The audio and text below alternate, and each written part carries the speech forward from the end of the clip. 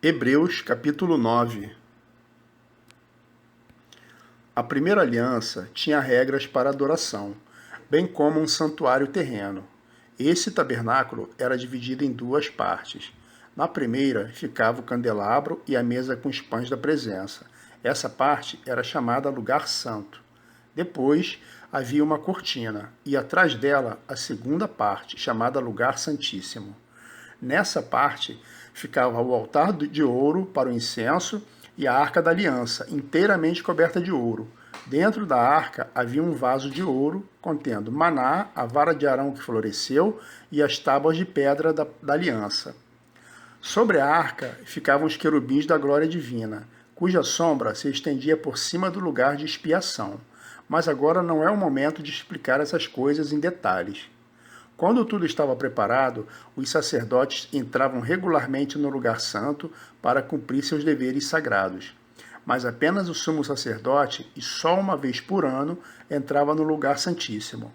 Ele sempre apresentava o sangue do sacrifício pelos próprios pecados e pelos pecados que o povo havia cometido por ignorância.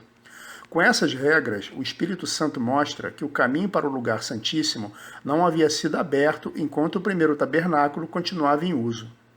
Essa é uma ilustração que aponta para o tempo presente, pois as ofertas e os sacrifícios que os sacerdotes apresentam não podem criar no adorador uma consciência totalmente limpa. Tratava-se apenas de alimentos e bebidas e várias cerimônias de purificação.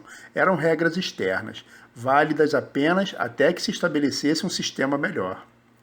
Cristo se tornou o sumo sacerdote de todos os benefícios agora presentes. Ele entrou naquele tabernáculo maior e mais perfeito no céu, que não foi feito por mãos humanas, nem faz parte desse mundo criado. Com seu próprio sangue, e não com sangue de bodes e bezerros, entrou no lugar santíssimo de uma vez por todas e garantiu redenção eterna. Se, portanto, o sangue de bodes e bezerros e as cinzas de uma novilha purificavam o corpo de quem estava cerimonialmente impuro, imagine como o sangue de Cristo purificará nossa consciência das obras mortas, para que adoremos o Deus vivo, pois pelo poder do Espírito Eterno, Cristo ofereceu a si mesmo a Deus como sacrifício perfeito. Por isso, ele é o mediador da nova aliança, para que todos que são chamados recebam a herança eterna que foi prometida, porque Cristo morreu para libertá-los do castigo dos pecados que haviam cometido sob a primeira aliança.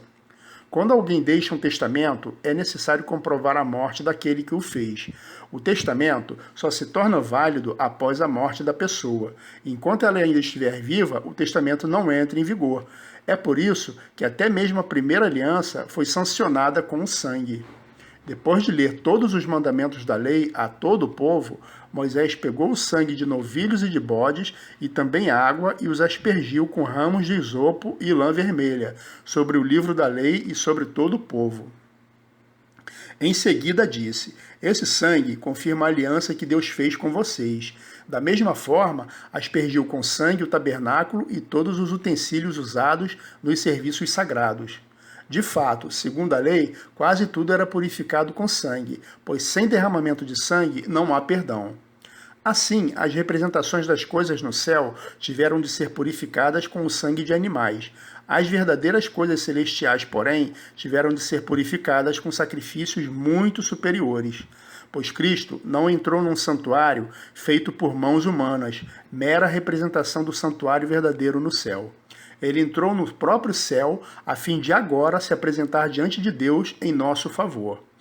E ele não entrou no céu para oferecer a si mesmo repetidamente como sumo sacerdote aqui na terra, que todos os anos entra no lugar santíssimo com o sangue de um animal.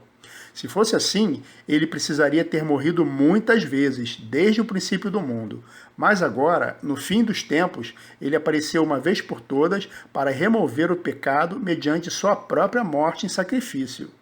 E assim, como cada pessoa está destinada a morrer uma só vez, e depois disso vem o julgamento, também Cristo foi oferecido como sacrifício uma só vez, para tirar os pecados de muitos. Ele voltará, não para tratar de nossos pecados, mas para trazer salvação a todos que o aguardam com grande expectativa.